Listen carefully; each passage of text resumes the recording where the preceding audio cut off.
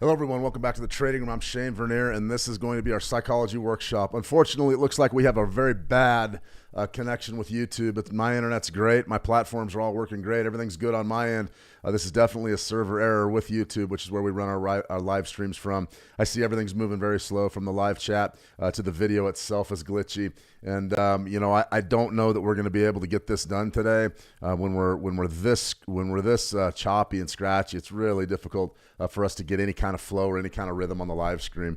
So I do apologize for the technical issues. I can see right now I'm sort of watching the replay coming across YouTube, and it just isn't good. We've got a tremendous number of dropped frames. We've got a really slow connection between my OBS and the YouTube server, and it just doesn't even look like it's going to work. So I can try one more time, trying to figure out exactly how to get this going. But it looks to me like we're going to be in big trouble here.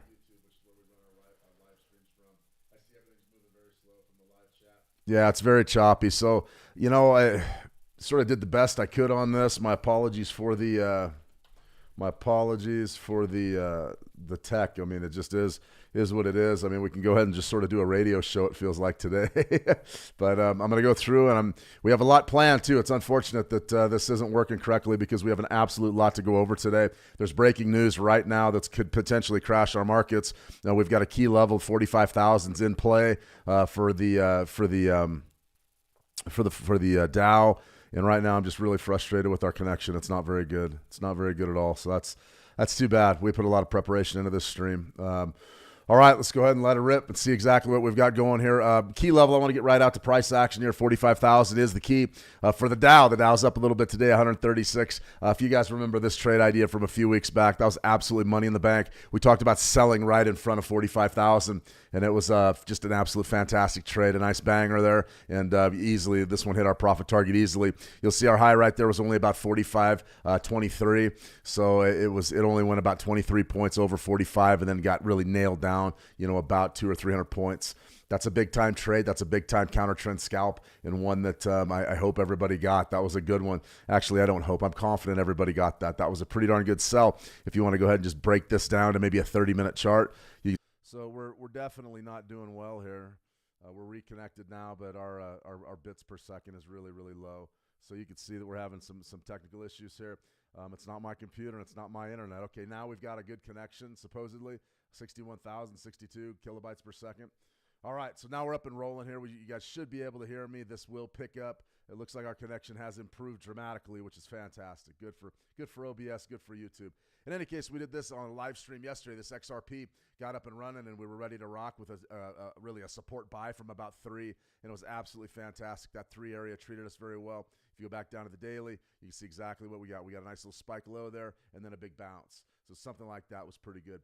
I like that a lot. I think that you got a great trade there on the XRP, and you got another great trade on the US 30. If you didn't take any other trades all week long, you had a great opportunity there, and really a great way to make a little bit of money. So I want to welcome everybody to the room here. It looks like we're up and rolling with a decent connection now. My apologies, guys. Sometimes tech just does not cooperate. Bobby Bob, good to see you. Bobby, Ralph H, No Donation Friday. Absolutely. We're going to talk some psychology today. We're also going to talk a little bit about any questions you may have, and also gold. I'll cover gold. We've also got some key economic events that came during the U.S. early session, and we've also got a statement out of Trump that's absolutely unbelievable. Yeah, I hear you. The volume's down. Or what we're looking at here is something like this. Let me go ahead and just double check my properties. Something happened. Absolutely something happened. How about that? Can you hear me now? I mean, this is an absolute. What's going on with OBS? That's what I want to know. Then what did I just get hacked? Somebody in my account trading for me? I hope everything's up good now. I mean, if we're running smooth and you can hear me good, just give me a thumbs up. I apologize for the lack of whatever technology, I guess. All right, loud and clear. Thank you, Steve Francis. Okay, guys, let's get down to business. I got a few questions here. Much better, thank you. I don't know what happened, honestly. I have my same settings every day. I know exactly what we're doing here. We've done this 1,000 times, well, probably 2,000 times by now, but we're up and rolling now and ready to roll. So with a bit of luck, our connection will hold out. All right, guys, I got a great question here to Gordon Williams asking me a good one here. I want to get in there. Okay, I'm only trading Forex, and I'm a full-time trader, just beginning. I get up at 6 a.m. Central Time. Okay, so that's about 7 Eastern. That's about 5 a.m. my time. Okay, how do you find the right pairs to trade that day? Using 15-minute charts, but get stopped out a lot. Well, the first thing you got to remember, Gordon, is when you're on real short time frames, 15-minute charts, 5-minute charts, 1-minute charts, you're going to get stopped out.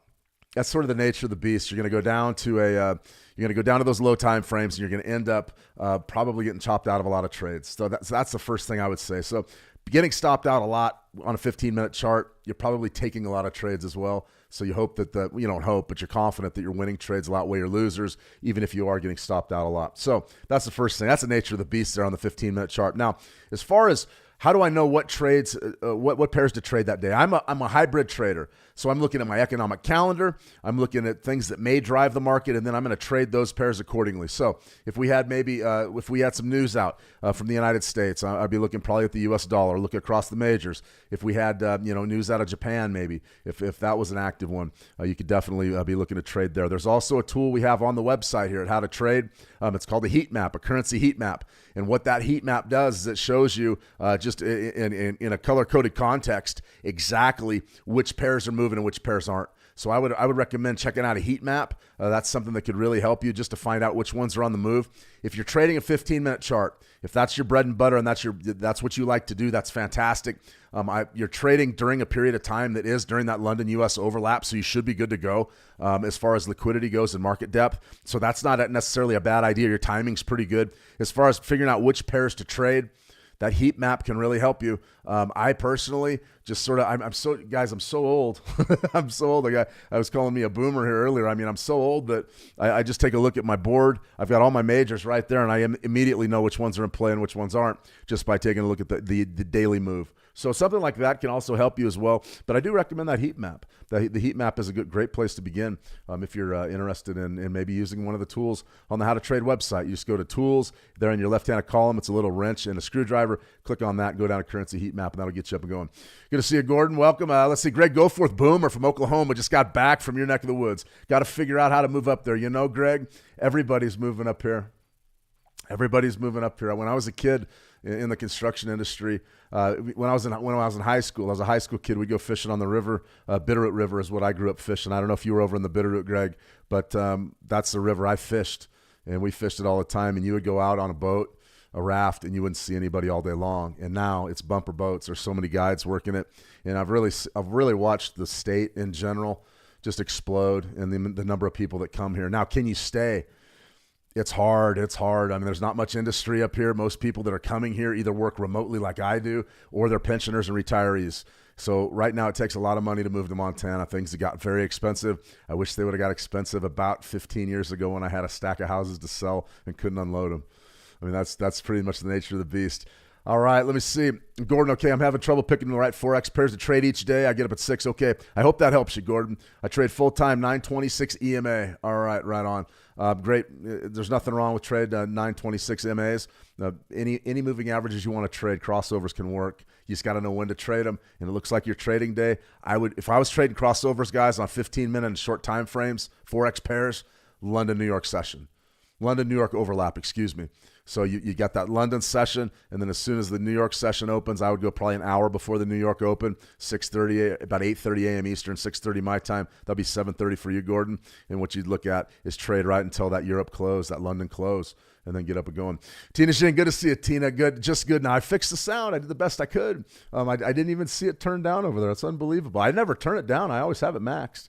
So good to see. Let me see. Son Goku, hello, all is good now. All right, what website is it, Gordon? It's howtotrade.com.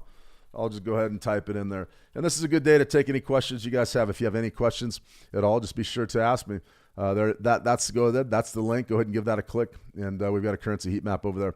Okay, guys, we got a lot to cover here, so I want to go ahead and get up and rolling. Today is going to be a psychology workshop, but I do want to hit on some current events and a few things that happened earlier today that we need to be aware of. So let's get up and rolling here. Once again, my apologies for the tech issues. It really throws me off my game, and I feel bad because I know you guys, you showed up ready to go, and I'm always ready to go when it's time for us to get going, and nothing worse than tech issues. Boy, that bums me out. But in any case, we're up and rolling now, so here we go.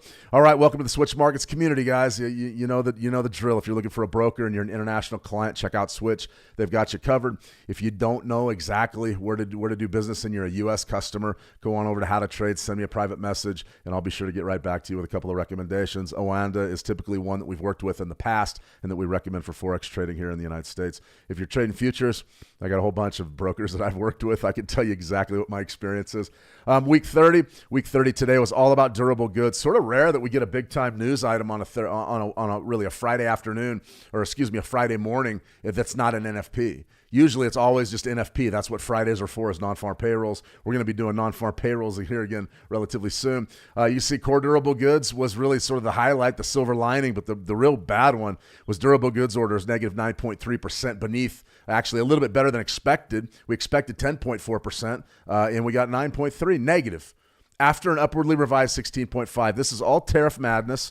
I wouldn't get too carried away with the dramatic shift in durable goods. If this trend develops and extends into the next couple of durable goods orders, be very, very careful. That means we're going into a recession. Remember what durable goods are. They're things that take a little while to pay off. So you're talking about buying refrigerators, your appliances, snow blowers. Where I'm from, you need a snow blower. I have a snow shovel, but most of the neighbors here have snow blowers. Things like that, big lawnmowers, anything you would finance and pay off over time, typically is a durable good. So you're thinking, just like I said, refrigerators, ranges, big time appliances. Those are durable goods. Now, as far as core durable goods is all of that, but they stripped out something called aircraft. So aircraft clearly, and we're talking planes and automobiles and things as well, but the aircraft is stripped out of the core durable goods, and you can see right there probably a big contract didn't come through, and that's why you saw the big downturn there in durable goods. So don't get too carried away with those numbers. The markets aren't pricing them at all. I'll show you what the markets are pricing, but this right here, interesting. Durable goods orders declined 9.3% month over month to 311 billion, reversing an upwardly revised 16.5% jump compared to forecasts of a bigger slide. All right, so what is the reason for the biggest decline was seen in orders for transport equipment? There you go. So probably a bunch of airline. They probably canceled some airline orders. Trump has always done that in the past. He's not afraid to just cut those big companies off at the drop of a hat, whether that's good or bad. And this right here shows you really the big decline. So what I would say is this. You have a period of relatively flat durable goods orders. They were saying that the economy was relatively strong there during that period. Maybe it was, maybe it wasn't. You saw a big bump in durable goods back in March, and that was ahead of the tariffs. And then you saw a downturn, and then you saw a big bump, and now you got a downturn. This is going to be life under the Trump administration and tariffs. That's what it's going to be. It's going to be up and down for durable goods, and it's going to be an interesting time to try to figure out how to be an economist and predict what's happening in the U.S. economy. No question about it. I'm going to show you something right here that is a big deal, though. You know, and we talked a lot about the U.S. 30 being just huge as far as what we need to do to trade it effectively. I thought selling 45 was beautiful. Well, we're looking really at the same type of thing here for your gold. We're looking for the same type of thing here for gold. And, essentially what we've got here is a log jam. And they say it's a log jam, and maybe it is, maybe it's not. I will tell you this right now. We're trading sideways. This is a weekly chart. Just like we sold right here, right at 45, right back here. Beautiful trade, by the way. What do you think the game plan is for gold? We're probably looking to sell 3,500 again before we get the breakout. That's absolutely huge. So I would be watching gold very closely. If we do get that rally up to 3,500, you're probably going to see a short-term pullback. Now, is it certain that 3,500 is the top of this thing? No, it's not. It's not certain, not even close. So what we have to do here is be smart about what we're doing. We have to say, hey, what should our game plan be? Do I want to buy or do I want to sell? I don't really want to do anything with gold right now. In my view, the last 3 weeks have just been a killing field. We saw a nice big rally there, but then a reversal back down into this pennant. That's why playing breakouts on pennants, you need something to close. You need to close up here. Right there, you got faked out. You didn't get stopped out, but you got faked out. This is tough trading, guys. I know everybody in here wants to trade gold, and you want to make a lot of money doing it, and I understand. I really do. I'm a big gold futures fan, but look at this. I mean, this is just really difficult to trade. It just is. You broke up out of there. It looked like we were going to get that big move, that big run, and then what happened? We topped out right around about 34.39, 34.40, and then reversed back down to 33.33. So if you were going to maybe make a trade or think about making a trade, I would really just go right back to my monthlies. And I know that's a challenge to do because that's such a huge wave, but I don't really know that we can trade this successfully. I mean, everybody's getting chopped up. The longs are getting chopped up. The shorts are getting chopped up. It's really hard. And so what you have to do is just sort of game plan and wait. For me, I've got 3,500 sells on the board. I have no problem selling up there at the all-time high. And if you do get a pullback, 3,130 somewhere down there. But it's got to move, guys. Gold's got to move, or else we got a real problem here trying to pick a direction in a market that's incredibly bullish. And there are market drivers there. But you guys know what I'm going to say. The market doesn't have to move, and it's moving sideways. You can get chopped up in a heartbeat in this type of market dynamic. So I did want to cover gold here. Let's see. We got another question. Bobby Bob. Good to see you, Bobby. Hi, Coach. Kindly include CFD and futures trading in next week's session. Thanks in advance. Yeah, I mean, it's going to be a bit more of a challenge for me to really break down the pros and the cons of each. I can tell you right off the top of my head, CFDs are pretty much the international standard by trading most of things like oil, even gold to a certain extent, individual stocks, indices. Typically, a lot of folks love trading those CFDs because you get the big leverage and you have market access to everything pretty much. Futures contracts, you can trade almost everything on a futures contract, but you don't get the variety, near the variety that you do with CFDs. Now, here's the kicker. In the United States, you can't trade CFDs. It's illegal, contract for difference. Basically, the function is very much the same as a futures contract and a CFD contract, except for a couple key differences. Number one, futures contracts go through an exchange. They go through the CME, which owns the NYMEX, and also the CBOT and the NYBOT. They conglomerated all those things into the CME group. All those trades, every single one of them, goes through the exchange. They're exchange traded. They're certified at a clearinghouse.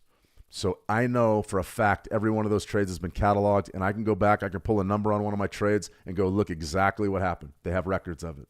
Okay, that's an amazing feat. I mean, the computing power has to be just immense to catalog all that. The difference between that and CFDs is CFDs are an OTC market. That means when you trade a CFD, you're dealing you're dealing directly with liquidity providers through your introductory brokerage, and nothing is cleared through the exchange. Nothing's cleared. So the prices on CFDs can be suspect. The spreads on CFDs can be suspect, but they give you great market access to anything. So if they're worth trading, CFDs, yeah, they are. They give you an incredible amount of opportunities that I don't have just trading futures. However, if I was looking to trade size, very big size, large size, I would be looking at futures markets just because I believe there's an added degree of security there with the exchange in play. And the spreads typically aren't an issue. If you're trading something real low liquidity, it is, but the bid asks typically in a futures contract are very, very, very tight. All right. Geez, our tech issues set us back about 10 minutes here. All right. This is the key market driver for this weekend. I can't believe that Trump said this today. Absolutely can't believe it. Trump says, I will give you a list of Epstein associates amid furor, and I haven't thought about Ghislaine Maxwell pardon. Okay, all of that's fine. I'm not into the scandal. Here's what we need to know. Here's what Trump said. You should focus on Bill Clinton. You should focus on the president of Harvard, the former president of Harvard, Larry Summers. You should focus on some of the hedge fund guys. I'll give you a list. Unbelievable. What happens if 3 or 4 hedge fund guys, big names in the industry, what happens if they're indicted under an Epstein probe? It means that you're going to see a change in leadership at the top of some of the biggest firms in the world. That's what it means. And that will send absolute ripples through our markets. There's no question about it. That was one of the reasons why Trump didn't want to release any of the Epstein documents, among other things. God only knows why, but that was one of the big arguments. It's like, hey, listen, some of the people on this list, it's going to send shockwaves through our markets. Get ready. If they release a list and it has some of the biggest names in finance and hedge fund managers, what do you think the first thing just normal clients are going to do with their money in a fund that's associated with somebody that's running it or a management team that's running it that's affiliated with Epstein? What do you think clients are going to do? What do you think firms are going to do? What do you think individual banks, regional banks are going to do? Those hedge funds are going to be ostracized. And if they're some of the biggest in the world, which many of us believe, what about BlackRock? What if BlackRock shows up on that list? They're going to have to start liquidating assets, and they're going to have a change of leadership. Toot sweet. It's going to be a public relations nightmare. Get ready for some real turbulent times. If, in fact, that comes to fruition, which I'm not sure that it will, get ready and buckle up, because that right there is what I would call a class 5 market mover. I mean, we talk about 3 and 4 star economic events. We're over talking about durable goods. None of that will mean anything if the biggest names in finance go down. None of it will mean anything. So be ready, guys. Be ready for that. And you know what happens. News always breaks over the weekend. You know, I'd be darned if I was taking home really anything long or short right now. That's a potentially explosive news cycle that will bring the markets to their collective knees. It really will, depending on whose name's involved. I'm not going to speculate. Don't know who. Yeah, absolutely, Gordon. They're all going to sell. They're all going to sell. People are going to sell everything. And we'll just wait and see. I won't even speculate on the potential, but that could be one of the biggest market drivers ever. All right, guys, let's talk psychology here. Let's get into our workshop. I know that it ran long. I wanted to get started on this early because we had so much to cover, but here's where we're at. So let's go ahead and go forward with it. A lot of these concepts that I'm going to talk about today, I covered back in the old days over on Forex Signals TV. I know a lot of you are watching on Forex Signals right now, but we made some videos here, Trading Psychology 101. This is our Trading Psychology 101 series. I got 4 videos there that show you exactly, some of the biggest pitfalls. Do you have a losing mindset? That's absolutely imperative. That's a good one. These don't have really any views to speak of. I mean, some of you have seen them, some of you haven't, most of you haven't. But Trading Psychology, Conquer Revenge Trading Strategy, how to make winning trading decisions, and how to avoid over leveraging. So you've got some real good stuff here that can help you really overcome, at least identify some of the real challenges that we have in the trading environment. So, when we talk about psychology, you guys have seen these slides a million times, those of you that have watched me. I'm going to definitely take a look at, probably refreshing these. But my week's always a game plan. On Monday, I'm game planning. I'm not going into a hole. Tuesday, Wednesday, Thursday, I'm trading hard, trying to hit my weekly P&L and make my money. And then Friday, I'm throttling down. I'm going no donation, putting half of my money away, getting ready to come back and go to work on Monday. That's absolutely important. You understand that trading is about momentum.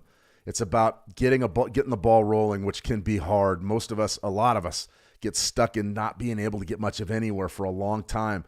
And then when we finally get it rolling, the tendency is not to really pile on and leverage up and really make all the money that you can. And then lastly, the last phase is when Friday comes around at the end of the week or the end of the month or the end of the year, then we are really put to an incredible psychological question.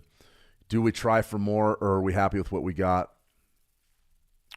So my weekly game plan really gets us through that each and every week. And that's why I stress those things. I probably talk about them a little bit too much, but your psychology will dictate your momentum in the market, and it will dictate your career. It's absolutely important that you understand that what you have between your ears is going to dictate your career. I don't care if you're an automated trader, automated trading EAs. I know there's some of you out there, some of you that are incredibly successful, and you're thinking, man, why do I need to know psychology? Because when you automate and you have a system, an EA, something that's really working for you, you've got to be able to know when you have to update that EA, when to turn that EA on, and when to turn it off. And it all revolves around having a clear mental mindset, being able to see the game exactly for what it is, be able to risk your assets in the hopes, or excuse me, not the hopes, in the anticipation of reaching your financial goals. That's what psychology is.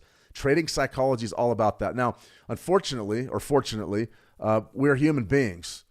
Life will get in the way of your trading. I'm going to tell you some stories, or I can tell you some stories if you want to hear them, about how life's gotten in the way of mine. Sometimes you get into a high-pressure situation in life, be it a family issue, be it a substance issue, be it just a money issue, be it a stress issue. Those things all destroy your trading, and you have to understand that it's not your fault. That stuff's not your fault. It's a function of your brain's chemistry being a human being. That's all it is. It's your nature. Understand that you're a human. Okay, we're not AI. We're not robots. You're a human. And being a human, we all have certain tendencies. Those tendencies come from our very nature and our very being. I don't care who you are or where you're from. Maybe a little bit different for you, but the brain chemistry with trading is all the same. And we're going to go over the actual chemistry there. We're going to talk about how that's going to beat you trading-wise. And then we're going to talk about, give you some suggestions on how you can really come back and overcome these problems. The answer typically is very simple, overcoming these issues. And then we're going to talk about the impact of getting frustrated and anger. That's really all there is to it, guys. Let me see. John Gashu, I'm a beginner trying to understand everything. Yeah, you just got to take your time. You got to take your time. From Kenya, great to have you. We have a global community here. We've got folks from all over the world, that's for sure. Good to see you. Yes, sir. Welcome. All right, Ralph H. has a good question. I'm going to answer this question, and then we're going to go ahead and get on. We're going to finish up our psychology workshop, and then I'll take any questions you want at the end. Let me see. Ralph H., how do you determine your key levels of support and resistance? Fibonacci retracements? Very simple, guys. I'll just sort of brief you.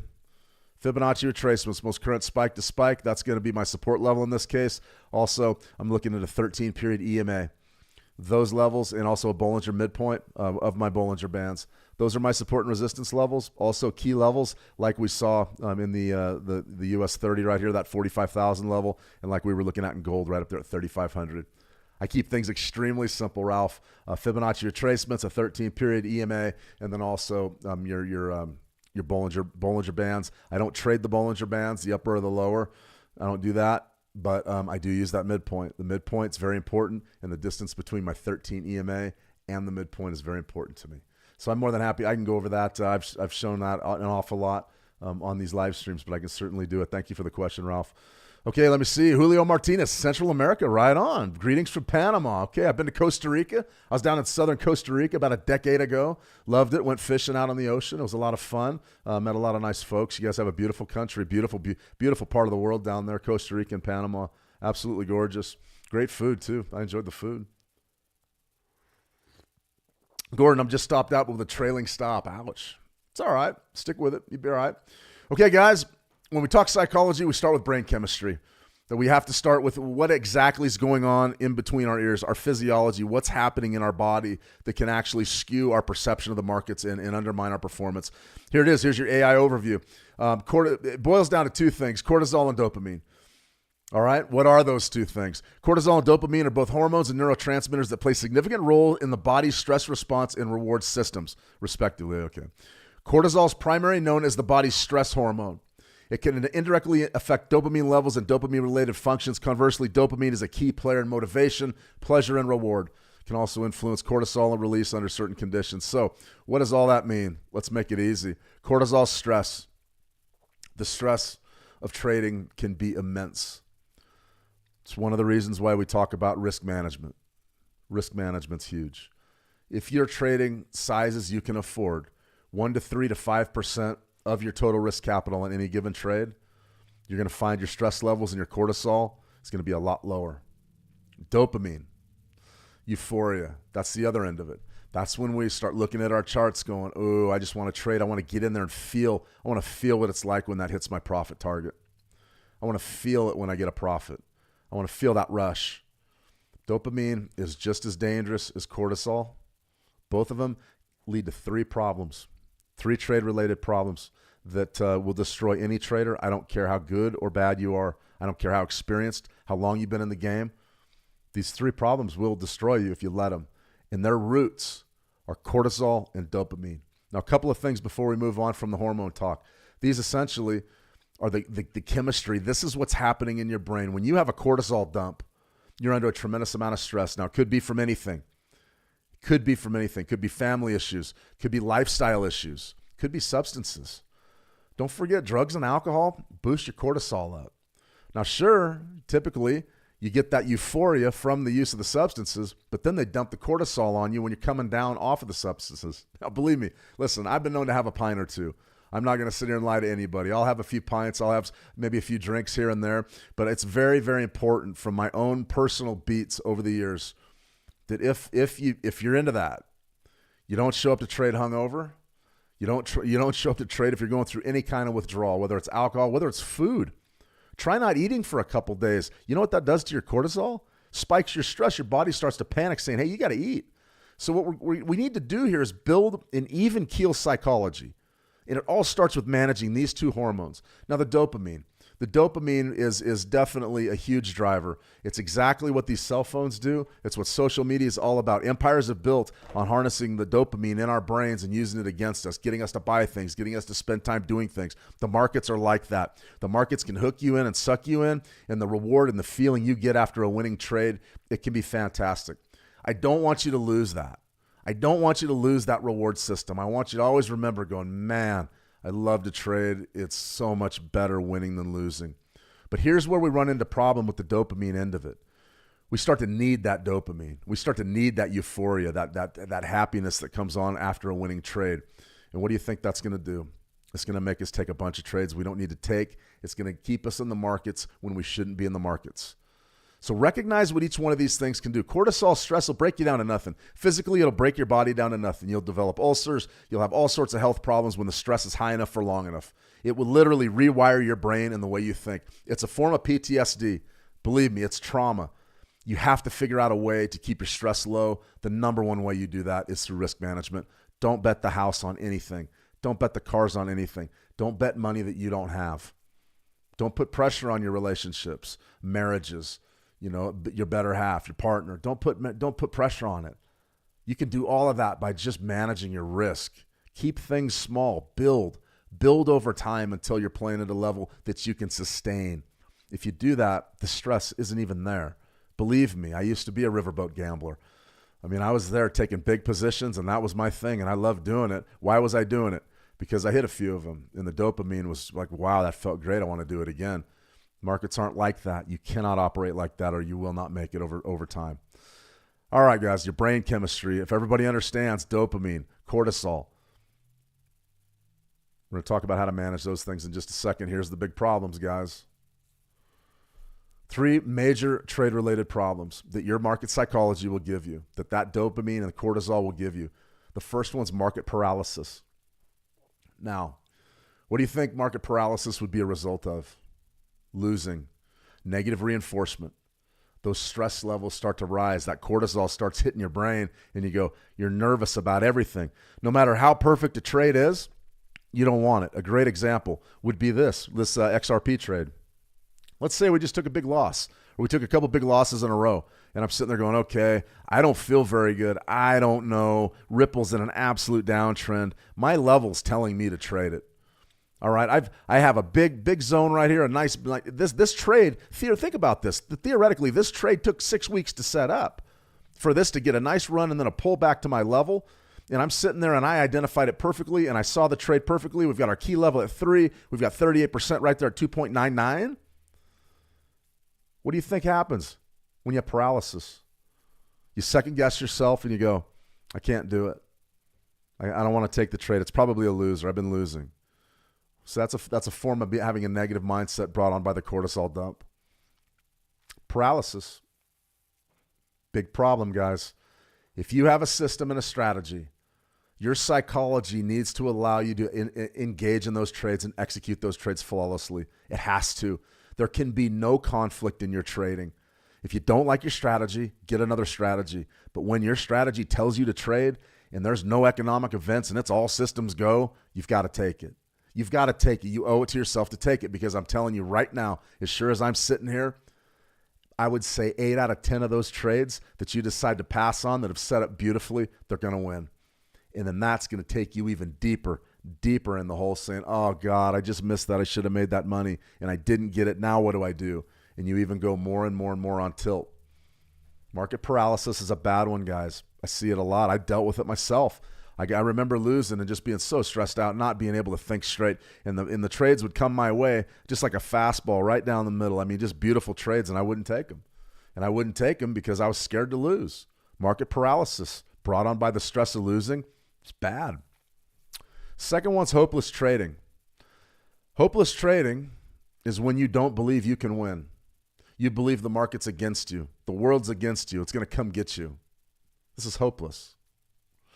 This is hopeless. I can't do it. Every time I trade, I lose. Do you know how many times I've heard that in the last 4 years working with traders? They say it as a joke. A lot of times it's just a real flippant joke going, oh, well, the Euro USD went up because I sold it. The market's out to get me. If you believe that, quit right now. Hopeless trading can be brought on by the euphoria, the dopamine, or the cortisol. The dopamine could get you to a place where you take a few big wins and you're riding high, and then you start losing and you say, what's the point? I'm never going to get up that high again. I'm never going to win those trades again. Not like that. Hopeless trading is when your chemistry's off. There's either a tremendous amount of stress brought on by repeated losing, and you're getting buried financially and buried under whatever circumstances you're under, and then you become hopeless. The dopamine, the other end, you go on a great big huge winning streak, you're living life, it's great, and then you lose a few and you say, oh, I'm never going to be able to sustain this. I'm never going to get back to where I was. If you're a hopeless trader And I mean this, and this is nothing personal against any of you, all right? This is nothing personal. If you're truly a hopeless trader, in every trade you place, you believe you're going to lose and you don't think you can win, quit right now. Leave right now. Leave the stream. Quit trading. Get out of the markets. Withdraw your money and go do something else, because this game can take you down to nothing over time if you let it. And if you're hopeless, you're never getting up. Once you're down, you're never getting up if you're hopeless. You've got to have a positive expectation for every trade. It's called the positive expectancy. I call it positive expectation. You got to be positive every single time you take a trade, or else don't take it, or else just don't take the trade.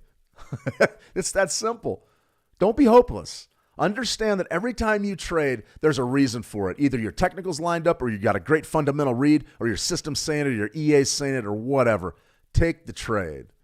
Take the trade. In every trade you take, expect to win it. And if you don't win it, and you're not going to win them all, by the way, and if you don't win it, you manage your loss, you learn as much as you possibly can from it, and you move on to the next one. But the next trade you take, you expect to win. If you're a hopeless trader, quit right now. I'm going to save you a lot of time and a lot of money. Last problem here is addictive trading. Addictive trading is all dopamine. All dopamine. It's when you get that dopamine drip and you are hooked on the rush. And there's a lot of folks out there. And listen, I have nothing against gamblers. I am a gambler. I'll go down and throw money down on sporting events. I've been known to go to Vegas and play blackjack and roulette and all of it. Place to shoot some dice. I've done it. I am a gambler. That's what I am. But there's a difference between being a responsible gambler that says, okay, I got 500, that's going to be what I wager, and we're going to do that. And then the other end of the spectrum is the folks, the men and women that just cannot stop gambling, where they'll pump every bit of money, every bit of credit card, they'll sell the cars, the house, all of it, just to get in there. And the money has nothing to do with why they're trading.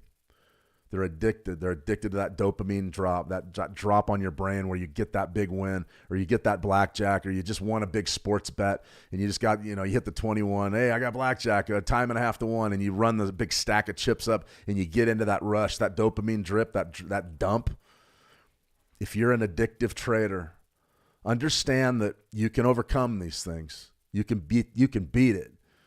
The number one thing most people say if you have an addictive personality is not to trade. I don't believe that. I sort of have an addictive personality. The things that I do in my own personal life, I go hard at. If we go to the gym, we go hard. If I go on vacation, I go hard. When I trade, I go hard. If we're going to write something, we apply ourselves. That's just my personality, though. And a lot of folks say, man, you got the wrong kind of personality to be in the markets. I go, no. Out of that addictive personality, you can develop some really great habits. Get addicted to your process.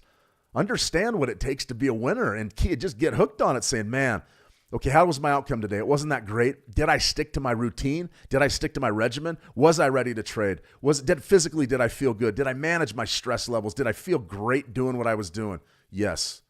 If you have all those things, the money will come. You will be able to make money in this market. So addictive trading, if you see it getting off the rails, and my rule is this, if you see trading being a negative influence on your life, if you don't have the money you need to survive, if you're destroying relationships around you, if you're temperamental, and it's all a function of addictive trading, you probably need to walk away from the markets. And there's no shame in it. But understand that even if you are sort of predisposed to being not necessarily an addict, but sort of addictive or OCD, and you're always busy mentally, that's a great thing for traders. Just manage your risk. Manage your risk. Fall in love, get addicted to a positive process, and you can have a chance. You can really have a chance. So I did want to say that. A lot of people say, oh, I'm an addict, I'm a trading junkie, I'm this, that. No, don't worry about that. It's okay to enjoy trading. Manage your risk, though. And if in fact, trading starts negatively influencing your life, then you got to get out. You got to get out of the market at least for a while and slow down. So how do you overcome all these problems? It doesn't really help me pointing this out. The first thing that you got to do is you've got to control these hormones. Stress. For me, personally, I'll tell you exactly how I manage stress. Proper risk management, 1 to 5% on any given trade. You'll sleep at night and you'll be just fine. Number 2, exercise. Understand the role cortisol plays in your body and how it can be a physical detractor from performance. When you get stressed out, a lot of times you lose a lot of weight. At least in the past for me, I drink just extraordinary amounts of coffee, and I just am basically a stress case. How do you overcome that? Exercise. Limit your trading hours. Don't sit here for 24 hours. Limit it to 3 hours. Limit it to 4 hours. Limit it to 2 hours. Get outside. Do your best to get out, get in the outdoors. Enjoy nature. You know, my wife's a big fan. She says you got to ground yourself every day. She walks around barefoot on the lawn for an hour. There's nothing wrong with that, whatever it takes. But you got to get those stress levels down. The last thing that you need to do is sleep too. Now, it's going to be different for everybody. Sleep, some folks got to sleep 8. Some folks got to sleep 10. Some folks sleep about 5. I get about 5 a night. Not bad during the week, about 5 a night. And I get by pretty well on that with decent energy levels. Remember, you've got to get rest. You got to get away from the markets. Those ways you can manage your cortisol, and it'll take care of those problems. It'll take care of that. You'll have a much better mental outlook on life, and you'll be able to trade much, much better. Now, dopamine. Dopamine's a little bit more difficult. If you find yourself getting swept up in the euphoria, the first thing you've got to do is probably slow down and step away from the markets. One of the guys that I traded with back in the old days, first prop firm that I went to work for was Top Step, and that was back in about 2011, 2012. There was a gentleman over there, John Hoagland, who was the veteran trader. I believe he's still there. And the guy was an old pit trader, a fantastic, just a wealth of knowledge about the markets, understood a lot about being a trader. He lived it his whole life. And one of the things that I remember him telling me, he said, hey, listen, some of my worst days were after some of my best days. And after having a huge winning day in the pit, back in the pit days, he goes, I would take a few days off. I would come back later. Because the dopamine, the euphoria, the idea that you're untouchable and that you want to get back in there and says, hey, listen, I got this beat. I can take trades all day long and be fine. Doesn't work like that. So to manage your dopamine, you definitely, the same things apply. Try to get sleep. Exercise is a big one. Watch your diet.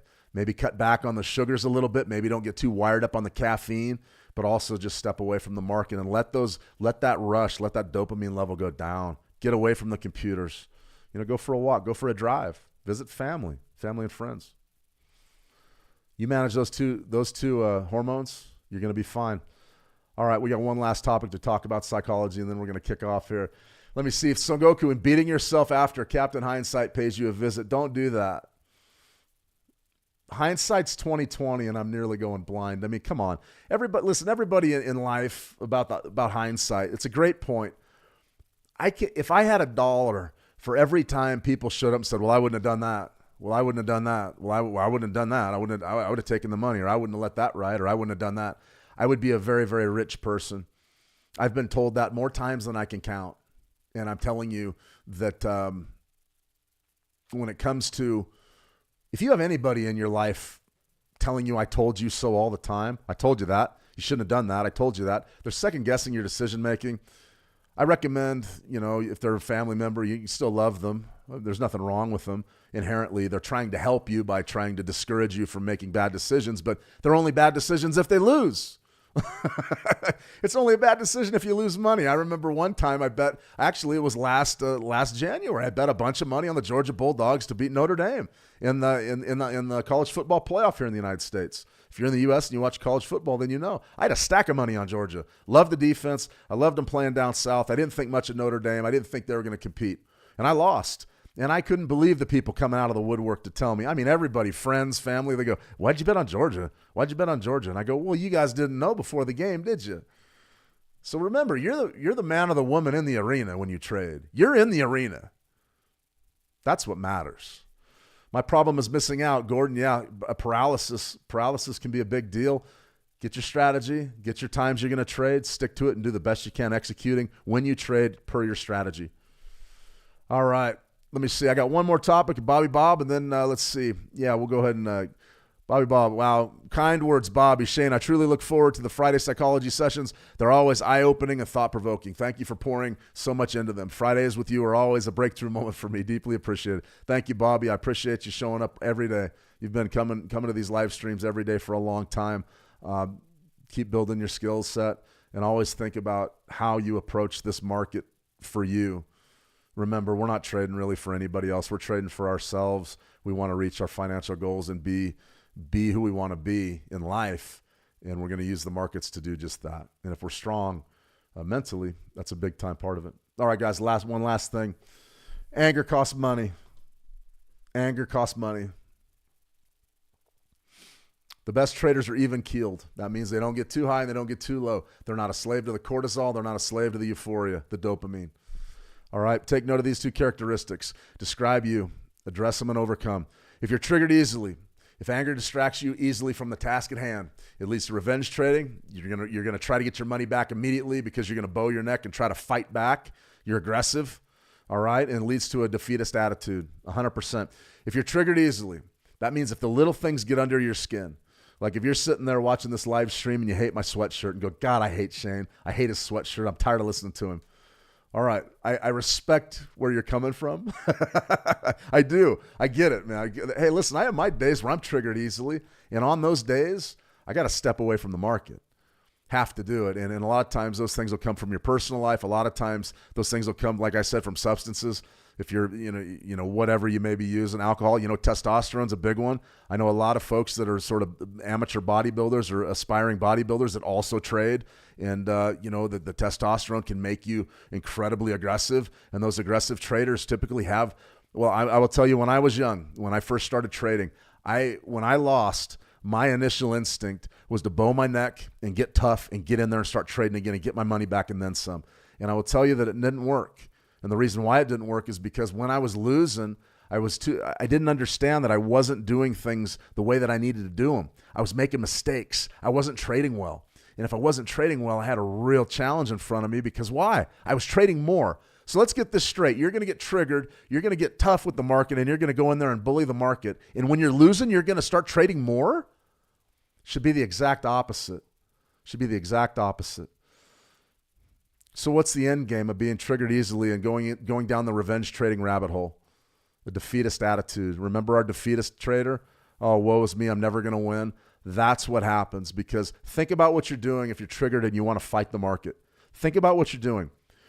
You're bowing your neck. You're muscling up. You're saying, okay, I've got money, and I'm going to go in there and I'm going to get my money back and then some. When that doesn't work, you've assigned a personal feeling. You've assigned your personal worth.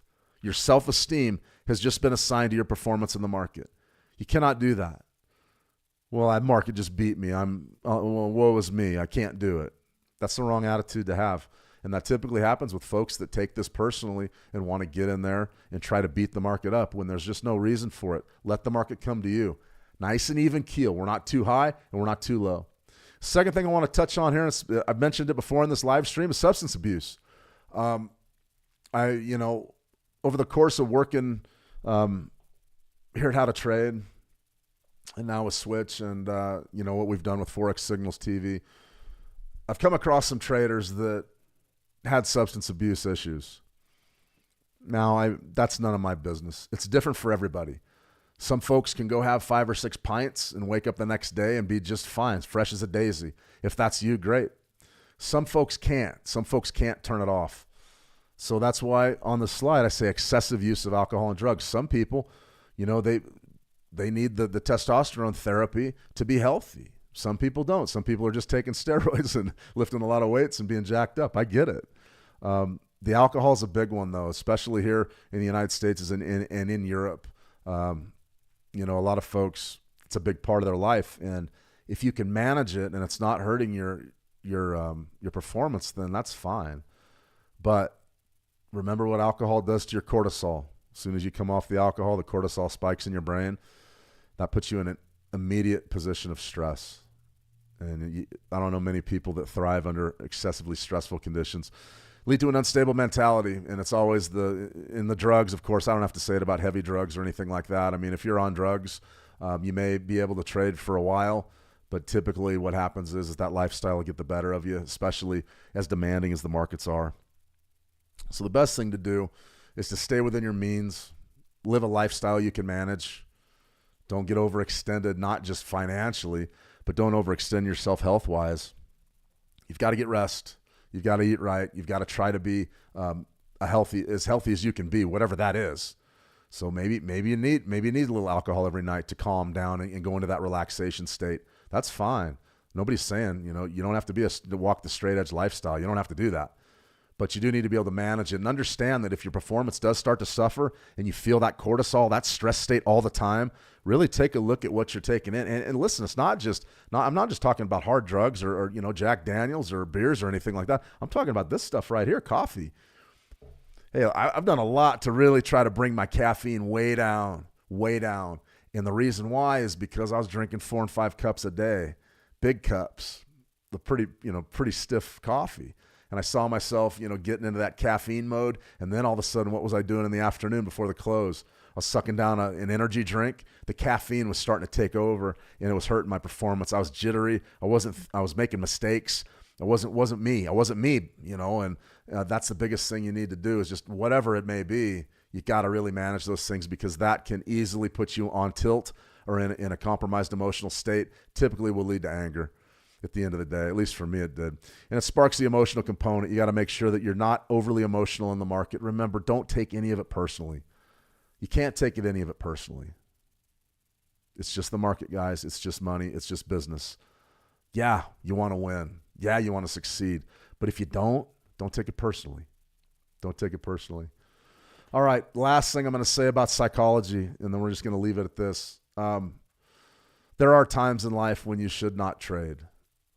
If you're coming off a major tragedy, if you're going through a big move in life, like if you're moving cities or moving house or something like that, if you're going through a divorce or a breakup, those are times when you probably need to step away from the market.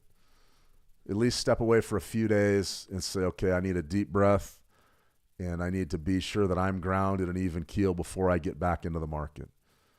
That's imperative. I've been through a couple of those things. I moved a lot. I sort of got a new rule when we were moving around. I said, man, I'm not going to trade for a while. This is a brand new environment. I'm uncomfortable. I don't feel good. I'm going to wait, get settled in, and then trade. That's a very common one, people that are moving. Absolutely. The other one's personal tragedy, deaths in the family, things like that, deaths of loved ones. I had to shut it down for a long time a few years back after suffering a major tragedy. And it was probably the best thing I ever did, because when I came back to the markets, I was ready to go and I wasn't compromised any longer. So if you're going through some real business or you're going through stuff, I know we've had traders in the past that really frequent, viewers of our live streams here that were battling serious health issues. If you don't feel well, you don't trade. If you're sick, if you get the flu, you can't sit here, and be less than and expect it to work. Now, if you're managing an automated system or signals or something, okay, you could probably get away with doing that. But if you're in this game and you're trying to apply a system discretionarily or manually, you need to be on your game and be ready to go. So I would definitely make sure that you feel good when you trade. And if you go through any sort of personal tragedy, I step away, and I hate to say it, but it's going to happen. As we move forward in life, that's sort of what life is. Things are taken from you. That's just the way it goes. It's not easy. It's not easy to deal with, but if you trade in an emotionally compromised state, I almost guarantee you lose. And I almost guarantee those two hormones we talked about, what were they? Cortisol and dopamine. Both of those will attack you at the same time. And then it's just a matter of time before you lose your money. I don't want you guys to lose. I want you to win. That's true. Let me see, Gordon Williams. My stroke in March, that's what brought me to day trading. Well, that's fantastic too. Day trading is a great way where if you're compromised and you can't really do some of the things you used to do, day trading is a great way to try to make some money and make a living from the comfort of your own home in a situation where perhaps it's not as physically demanding as some other endeavors. I worked construction forever. My dad was a builder his whole life. He's got a back surgery, 2 hips, and 12 stints. That's the way it is. The body does take a toll. But the thing, Gordon, is after you got a little bit of recovery under your belt, then you dive into the markets. And when you start to feel a little bit better, and I could see where that would be a real rewarding journey, each day getting stronger, each day starting to learn more about the markets, each day moving forward. That's what it's all about. Approach the market from a position of strength, psychological strength. Yeah, I hear you, Gordon. I don't know that I can either. I've been in front of the screen for so long. I was looking around. I was thinking, man, what would it be like to do a morning commute? I haven't commuted in, 10 years at least. Yeah, crazy stuff, guys. And remember one last thing: everything is different for everybody. So what works for me may not work for you. What works for you may not work for me. Remember, we're all individuals. The goal is the same, to make money, and there's only one way you can do that, and that's to approach the market from a position of strength. Get your money in order, understand your resources, understand your psychology, have a solid strategy, and get in there and really play the game on your terms. That's it. All right, guys, I'm going to go ahead and sign off here. We got one more. Deeply appreciated. Yeah, absolutely right. Thank you, Bobby Bob. All right, guys. That's about it for our Friday psychology session. My apologies for the technical issues at the very beginning. That's incredibly frustrating because I know we lost a good portion of our audience there, but that's okay. If you have any questions at all, be sure to go on over to howtotrade.com. Send me a private message. I'll be sure to get back to you in short order. If you do have any sort of psychological issues, any sort of life questions from a trading perspective, I'm more than happy to sort of tell you, my experience and what I've been through.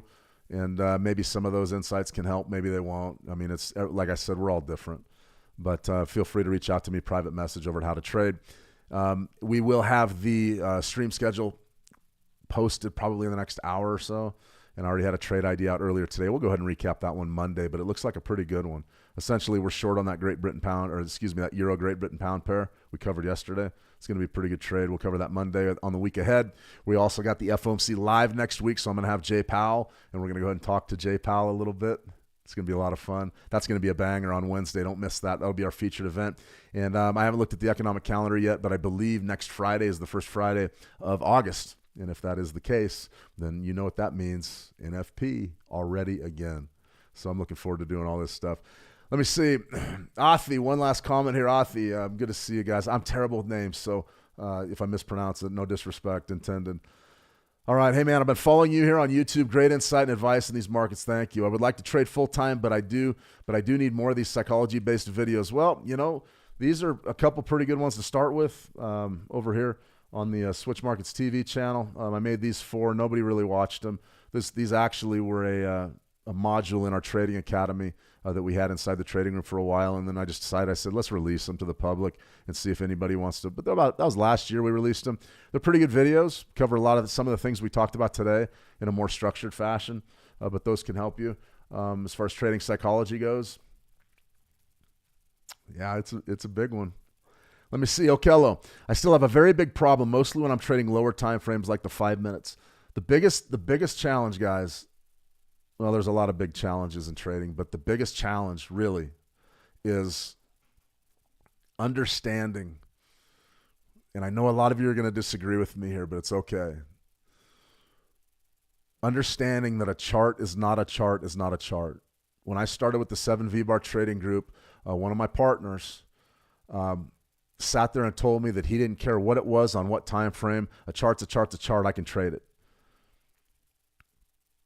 Now, it is possible to trade short time frames successfully. But what we have to remember is if we're trading a 5-minute chart or a 1-minute chart, you're going to take a tremendous number of trades. You're going to lose a lot and you're going to win a lot.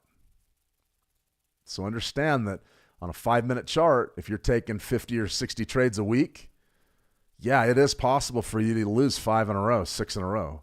It is possible.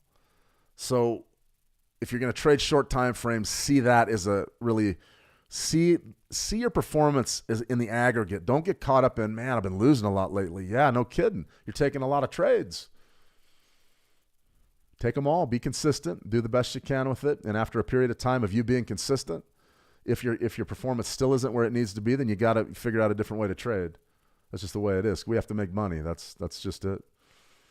So I hope, the first thing I would recommend, Okello, if you're having a big problem on short time frames, trade longer time frames and see if it works. Cut your leverage down and try maybe instead of a 5-minute, go to a 30-minute. See if you can make it work. Something to think about there. Son Goku, what helped me a lot is having someone to trade with and chat about trades and setups on Discord. Having a second pair of eyes helps a lot. Yeah, a lot of traders really like to interact with other traders. And in our remote environments, I think that's probably a great thing. That's probably the way to do it.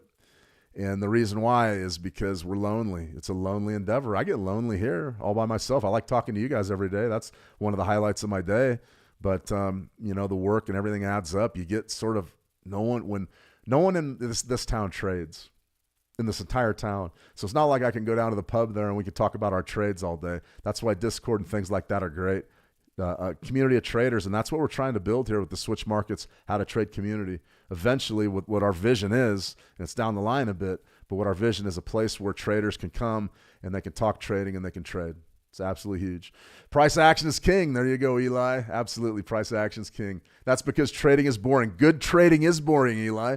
Good trading is boring. Absolutely right. Let me see. Gordon Williams, go Mavericks. Absolutely. All right, you guys have a fantastic weekend. I'm going to sign off. Ralph H., thank you. Bobby Bob, always a pleasure, Bobby. The schedule for next week will be up and rolling here in about, 30 minutes or an hour. And then it's shoulder day. I got to go work shoulders, see if we can get a good workout in and have a great weekend. If you're struggling in the markets, reach out. I'll help you any way that I can. That's the idea, is to get everybody up and running. Other than that, have a fantastic weekend. Keep an eye on that news feed. That Trump statement's a potential bombshell. So be ready for anything come Monday. All right, everybody, have a fantastic trading day. The rest of it, trade the action well, and we'll talk soon. See you.